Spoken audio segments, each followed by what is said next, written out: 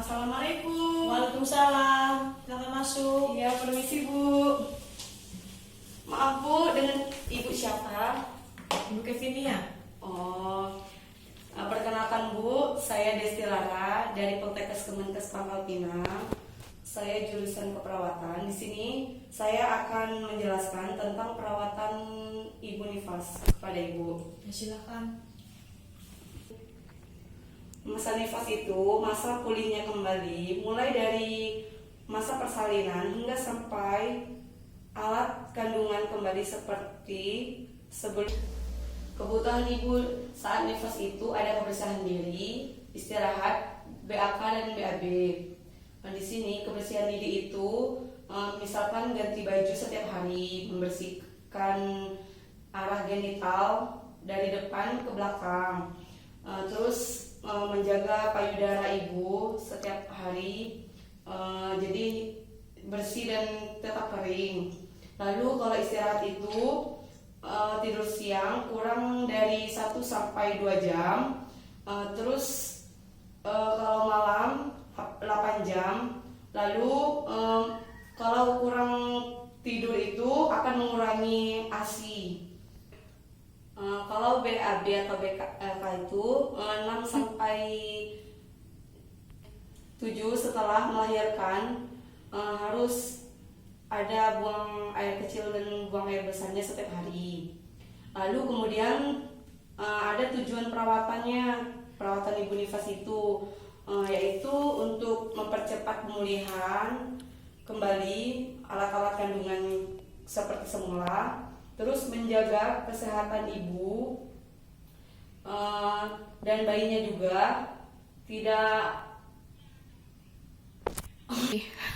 dan bayinya jaga fisik maupun psikologisnya, mencegah terjadinya infeksi untuk memperbanyak produksi ASI.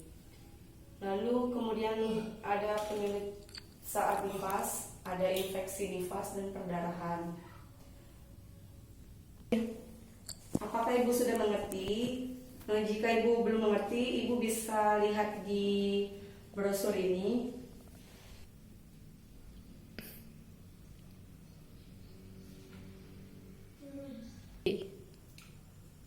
Ada yang ingin ditanyakan Bu? Iya, saya ingin bertanya. Ya. Ini kan ada penyulit saat nifas. Penyulit saat nifas itu ada infeksi nifas. Ini kan ada penyulit saat nifas. Penyulit saat nifas itu ada infeksi nifas sama perdarahan. Maksud dari infeksi nifas itu bagaimana dan apa akibat kalau terjadi infeksi nifas? Oh, kalau infeksi nifas itu dari kuman kalau terinfeksi, jadi dia akan lama-lama dia akan kelumpuhan pada otot rahimnya. Jadi harus bersih. Makanya di sini tadi kan udah dibilang sama ibu, membersihkan area genital dari depan ke belakang tadi kan. Nah, sering kalau pembalut itu sering harus diganti, jangan istilahnya nggak itu kan, nggak ganti sama sekali atau nggak sehari itu sekali aja. Jadi kalau pembalut itu minimalnya 3 kali harus diganti. Kalau pendarahan ini apa resiko pada masa nifas tuh? Oh, resikonya itu salah satunya dapat menyebabkan kematian. Kenapa pendarahan bisa menyebabkan kematian? Oh iya, karena jika seseorang itu setengah atau sepertiganya darahnya hilang, jadi resiko kematian itu sangatlah tinggi, Bu. Bagaimana cara mengatasi pendarahan? Oh, kalau mengatasinya sebelum melahirkan itu mintalah bantuan medis.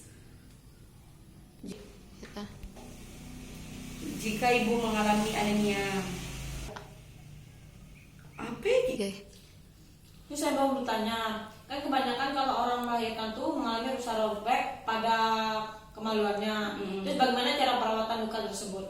Oh, kalau cara perawatan lukanya itu yang pertama persiapan air hangat, lalu kemudian sabun dan waswak, handuk kering dan bersih, pembalut ganti yang secukupnya, lalu celana dalam yang bersih. Nah, kalau cara merawatnya, lepaskan semua pembalut dan cebok dari arah depan ke belakang. Yang kedua, waslap dibasahi dan buat busa sabun, lalu gosokkan perlahan waslap yang sudah ada busa sabun tersebut ke seluruh lokasi luka jahitan. Nah, lalu bilas dengan air hangat dan ulangi sekali lagi sampai bahwa luka benar-benar bersih. Nah, kemudian setelah luka bersih, boleh berendam dalam air hangat dengan menggunakan tempat rendam khusus. Kemudian pembalut baru yang bersih dan nyaman dan celana dalam yang bersih dari bahan katun. Segera mengganti pembalut jika terasa darah penuh. Semakin bersih luka jahitan, maka akan semakin cepat sembuh dan kering. Kemudian konsumsi makanan bergizi dan berprotein tinggi agar luka jahitan cepat sembuh. Nah, misalkan kayak makan ikan gabus kayak gitu kan.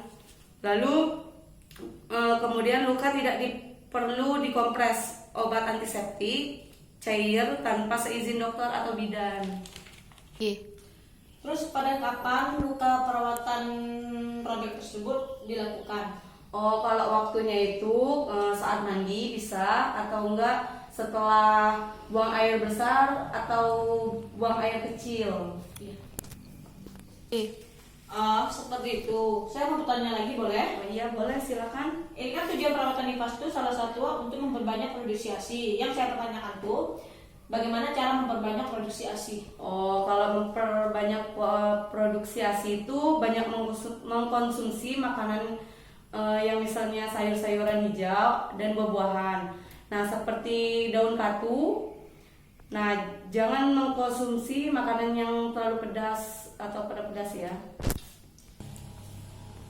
Baiklah Ibu, apakah yang ingin ditanyakan lagi Bu? Tidak ada. Oh, Ibu sudah mengerti apa yang saya jelaskan? Sudah. Oh iya, baiklah Bu. Terima kasih ya atas kerjasamanya. Iya, sama-sama. Saya pamit pulang. Assalamualaikum. Ya.